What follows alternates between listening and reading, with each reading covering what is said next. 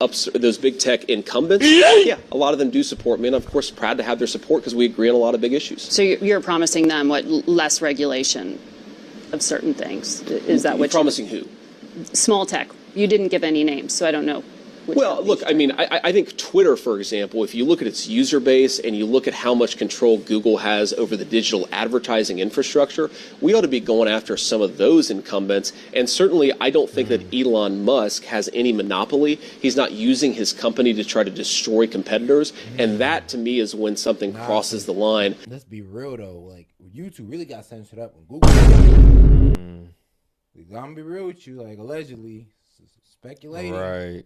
But real, like, the reason why you can't make money on YouTube because if Google don't like you and you get paid through Google AdSense. Yeah, they don't deem you ad friendly.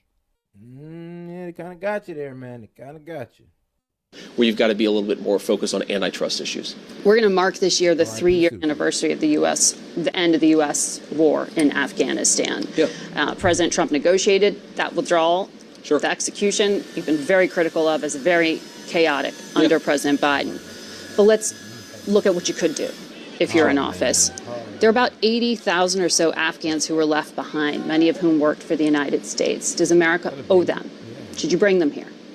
Well, I think that we should bring people here who helped us and have been properly vetted, and that's very, very important because a lot of the people the Biden administration has brought in have not been properly vetted. Are you talking about Afghan vets? And I think the most important, certainly the Biden administration has let in Afghan nationals who say that they supported Americans but actually did not. We also remember, Margaret, there was a lot when we were in Afghanistan, a lot of so-called blue on green or green on blue violence where people who were allegedly supposed to help us killed American troops. So I want them in our country? Of course I don't. In fact, I wish they weren't on this earth anymore. So we have to be careful about who we let into this country. I'm talking about people who worked alongside United States service people and if they're on the ground in Afghanistan. And if they're properly vetted, I think that we should help them. Some of them don't want to come here, by the way, Margaret. Some of them would like us to. We got to stop letting people into our country and start helping them with their country. Oh, God. Like, we need to stop that, bro. Building the infrastructure up over there. And I'm not talking about implementing democracy because America just thinks that we just have the best system. I'm talking about helping people with schools, education, hospitals. Why don't we just help them out, put some businesses out there to give them the material that they buy from the us. Training, give them the material that they buy from us, give them the training, so we make some money and then we help and we give them the jobs. Yeah. There you go. It's kind of what China's doing in Africa, building them up. Yeah, I ain't gonna lie. It's a nicer way of outsourcing instead of, taking our companies over there, you feel me? Just build a company over there, have some American influence in it. We kind of just need to hop on that America imperialism shit. Yeah. And get over here, get the influence up, start building folks up in their countries, but they'll have a respect for us for doing so. We making money on the back end or we just do it for the respect of it. Yeah. I don't know. Somehow some goodwill got to come out of the American people eventually. To give them safety in another country. You don't have to bring every single person who helped the United States into the United States. You can send them to other places as well, but certainly I don't think we should abandon anybody who's been properly vetted and actually helped us. I ask you that because President Trump said a few days ago he'll suspend refugee admissions to the United States. Exactly, because we're not properly... But you're saying not in this case. No, absolutely I'm saying in this case, Margaret, because we're not properly vetting the people that are being let in through these refugee programs. What President Trump said is very important. You cannot show up at an American consulate and say, I helped the Americans, go let me into America because I'm a refugee. That's not how the process works, you know that. It very often is how the process works, Margaret. The Biden administration has been scandalous in not properly vetting these people. Donald Trump is exactly right. And again, just because they helped us, allegedly, doesn't mean you have to let them come to Pittsburgh, Pennsylvania. Maybe some of them should go to other countries. Maybe we should help some of them in their own country. And President Trump's exactly right about this. In fact, we know beyond a shadow of doubt that some of the people who have been led into this country are on the terrorist watch list. That is disgraceful. I think Trump now is you're right that we should conflating stop a few that. different things. You are now talking about people who have come in through the southern border versus people who were vetted and worked with U.S. intelligence. We've certainly let in people through refugee resettlement who should not be in this country. Absolutely we have. We have not properly vetted everybody who's come in. Do you have something that you've been briefed on? Certainly, if you look at a specific example that you're worried about? I have been briefed privately, but there's also been public reports of people who have come in through the refugee resettlement process who are actually on some kind of terrorism watch list, who importantly were not actually helping Americans, even though they claimed. We got to be careful, Margaret. We have a country to protect, and I have 3 young children. I don't want people walking around the streets of this country who said they served the United States, but because the Biden administration doesn't believe in immigration enforcement, they didn't properly vet them.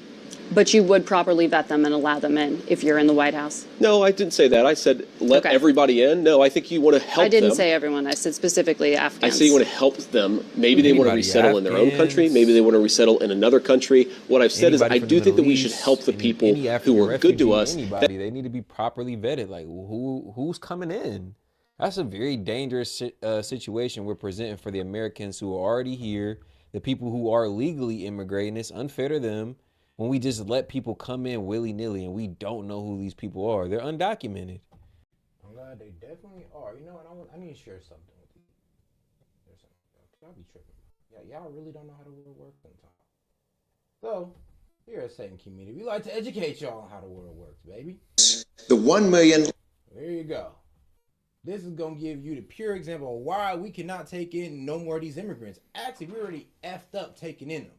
So let me give y'all a raw example of why we can no longer do this.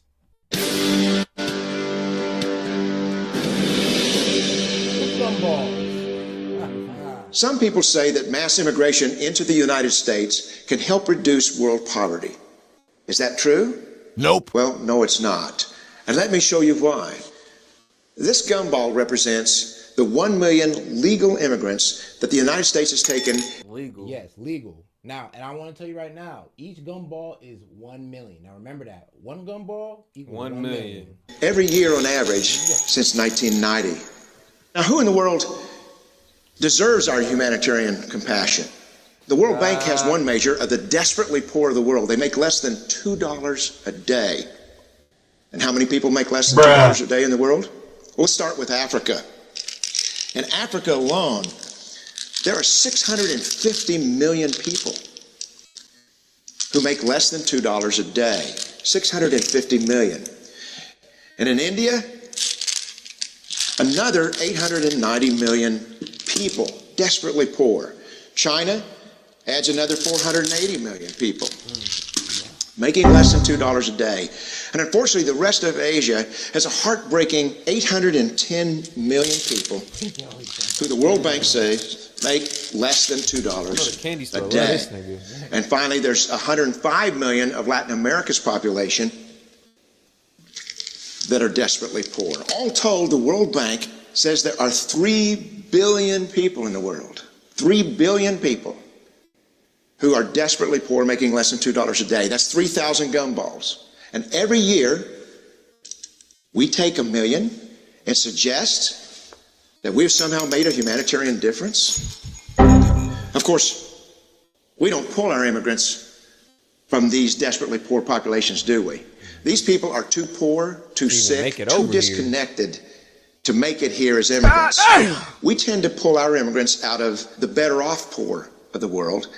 And Mexico tends to define the type of immigrant that we bring here because the plurality of people come from Mexico. For a better life. And Mexico is poor. How many people in the world live in countries that have average incomes lower than that of Mexico? And the World Bank tells us that that number is these 3 billion plus another 2.6 billion people. 5.6 billion people in the world. Make sure to like the video. Who live in countries with average incomes below that of Mexico. That's 5,600 gumballs. And so what is it that the elites are telling us? They're telling us that when we take this 1 million immigrants, that we somehow or another are tackling world poverty. And we have to do it regardless of the effect on our unemployed, the working poor, the most vulnerable members of our society, regardless of the effect on our natural resources. Even if we went by the most radical proposals in Washington, which are to actually double our immigration to 2 million a year, which would totally overwhelm our physical, natural, and social infrastructures, we couldn't make a noticeable difference. And we may be really hurting the impoverished people of the world because the million that we do take are among the most energetic, often the better educated, certainly the most dissatisfied people that if they did not immigrate would be the agents for change to improve the lot of all the people in the. Do you hear what he's saying? He said we're robbing these people of their best, of the best of their best. If it was to stay there, get angry at their country, they'd have probably rose up and beat the dictatorship there, solved the economic problems. They'd have been the new mind, and they'd have probably ushered them into the next century or the next, I don't know, like generation. Level of civilization. So the fact that we're taking their best and their brightest, we're low-key destroying these countries, or not helping them as much as we think we are. Or it's the way they're framing it to us. So yes, we're stealing their resource, their best resource, which is their people, their brightest people. And a country's best resource it's people. Oh God, so isn't it, man? In these countries, the true heroes in the global humanitarian field are the people in these countries who have the wherewithal to immigrate to another country, but instead stay in their countries to apply their skills to help their fellow countrymen.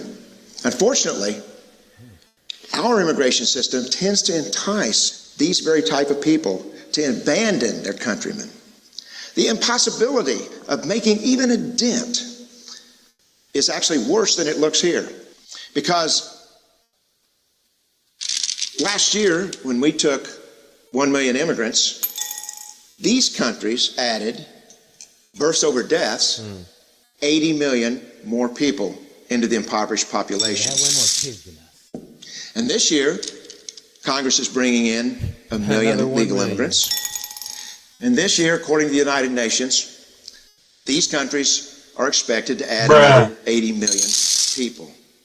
And next year, you can be quite sure that Congress, unless stopped by the American voters, will bring in another 1 million immigrants.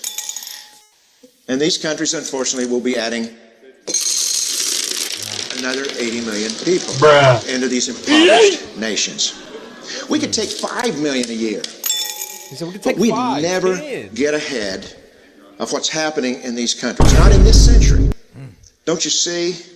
Immigration can never be an effective or significant way to deal with the suffering people of the world. They have to be helped where they live.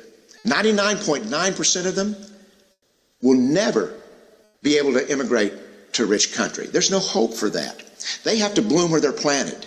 The only place that 99.9% of these people can be helped is where they live. That is true. Let's help them there. A lot of people ain't gonna make it over to America, so it's damn near, it's almost saying that only if you make it to America you deserve to be helped. Like, nah, let's help these people in their home countries, build them up to where they can be self-sustaining and the next generation can have more. Oh God, and this is why I wanted to bring up that point, because they fight so hard for immigrants. Invite them over, and I'm just like, dog, that's not gonna help nobody. Actually, these soldiers are better off staying there and fighting for their country. It hurts our infrastructure, and ultimately it hurts them down the line. Oh God, we taking their best, their brightest, and the evident, and now they're strongest. That doesn't mean every single one of them has to come to the United States of America. Okay. Right? To the video. I'm being wrapped, but I want to ask you about China, if you're game. Yeah. Okay. So do you view China as a competitor or an adversary? I think they're both, right? And I think that what we want to do here is build the kind of international order where we can check China. We don't want to go to war with China, but certainly they're an adversary. I mean, they know, for example, the Chinese know that they're manufacturing tons of fentanyl they're letting come into our country. Kamala Harris has done nothing about this. She should apply diplomatic and economic leverage over the Chinese to stop manufacturing this fentanyl, which then comes into the Mexican drug cartels, which they then ship into our country. The United States has designated some of these groups this is a and pressed scandal. the Chinese government. Oh, we could do so much more. Fentanyl is not easy to manufacture, Margaret. And if Harris was applying proper leverage to the Chinese and to the Mexican drug cartels, we would not have so many people dying of fentanyl overdoses. How do you do that? What's your vision of how you well, do I that? think you walk into Beijing, you talk to Xi Jinping, and you say your entire economy is going to collapse unless you get access to American markets. You need to take this fentanyl seriously, or we are going to impose serious tariffs and economic penalties for not following our laws and not helping us stem the flow of this deadly poison. And you wouldn't be worried about blowback on the U.S. economy. I think that we have a powerful economy, Margaret, with the best workers in the entire world. If we need to fight too much poor people, too much people get disgruntled, what happens? Yeah, I mean, they eventually put it on the people at the top. Yep, and they overthrow them. So basically saying I'm threatening your leadership if you don't, do what we want. Fight a trade war with the Chinese, we will fight it and we will win it. But we cannot do what Kamala Harris has done, which is be so terrified of using the economic power that we have that she's not even willing to stop the flow of this deadly poison coming into our country. President Trump said Vladimir Putin and Chinese President Xi were lovely individuals when he was speaking in Montana last night. Do you agree with that characterization? I think that President Trump gets along with world leaders, and there's nothing wrong with him complimenting them as people if it makes him more effective diplomatically. And there's an irony here. That's different than walking in and laying down the law to Xi Jinping. There's world leaders, and there's nothing wrong. You think he's going to have a better chance if he compliments these people as leaders, tells them, hey, I respect how you guys run your country, is diplomatic with them, versus if he goes and says, oh, these guys are dictators, these guys are assholes, I'm going to check them, I'm going to put them in their place. Like, you got to know that words mean something, and Trump is very strategic with how he uses them. And these niggas got translators. Right, exactly. Let alone, these niggas probably are damn near very fluent in English, they damn selves. Bro, it's so fun. Like to Keenan's point, bro, that's like going into a business deal, right? And you're about to meet with these business people, and you just berated them on and you're about to go into this meeting, about to ask them for money? About to ask them to cooperate with you? Damn near spit in their face. It's like, bro, y'all would make terrible leaders and businessmen if y'all agree with that. Like, oh, Trump is talking about these leaders like they're good people. Like, no, it's diplomacy. Understand the lesson in politics. My God, damn. Back up to the top. Willing to stop the flow of this deadly poison coming into our country. President Trump said Vladimir Putin and Chinese President Xi were lovely individuals when he was speaking in Montana last night. Do you agree with that characterization? I think that President Trump gets along with world leaders, and there's nothing wrong with him complimenting them as people if it makes him more effective diplomatically. And there's an irony here. That's different than walking in and laying down the... Let's be real, they're the superpowers of the world. Low key. It's America, China, and Russia. It's like we damn near got to get along for global stability. Y'all say y'all don't want war, right? Yeah. Y'all say y'all don't want war. That means being cool with these niggas. Oh God, I mean I gotta pull up, dap them up on the course, on the field. We have some jokes, and there we go. It's better than a Biden strategy where they don't respect him because he can't even hold a conversation. He can't even lead the nation. How you gonna pull it to the golf course and he's stumbling his words, bro? We ain't seen Biden since he said he wasn't running no more. Literally, somebody check on that. Bruh. You doing all right? Nah, for real. A lot of Xi Jinping. No, it's not actually, because you're better able to lay down the law like President Trump did if you actually have a good relationship with people and they trust you to follow your word. We have to remember that Democrats, including Kamala Harris, attacked Donald Trump for having a good relationship with Vladimir Putin. Well, when Donald Trump was president, Vladimir Putin didn't invade another country. When Kamala Harris was vice president, he did. So maybe they should take a lesson from Trump's playbook about diplomatic legitimacy, because I think Donald Trump got a lot done because world leaders respected him. J.D. Vance, always good to talk to you. Thank you for making time for us. Yeah, and to that last point, that's not solely on Kamala while we're at these wars or in a time of conflict right now. But she was in office. She was a part of the Biden campaign or the Biden administration, and we do have to kind of look and compare and say, okay, well, right now we're at these conflicts. We involved in a couple little things, a couple little scuffles, and while Trump was in office, the same conflicts was looming in the background, but we weren't involved. So, that's something you have to give Trump. That's a brownie point for Trump, really. God, if you just tuning in, man, make sure to turn it back so you can really get this point on immigration, bro. Because I think we low-key kind of sum that up for y'all to where y'all can understand that. Hopefully we just hit y'all with a truth bomb, really. God, because even if you're Democrat, bro, that video right there alone should show you enough right there. That should just break your whole conception. Oh, we can take them all in. No, we can't. Nope. Actually, we'll never be able to take them all in. Now, what's actually practical is helping them where they at. Oh God.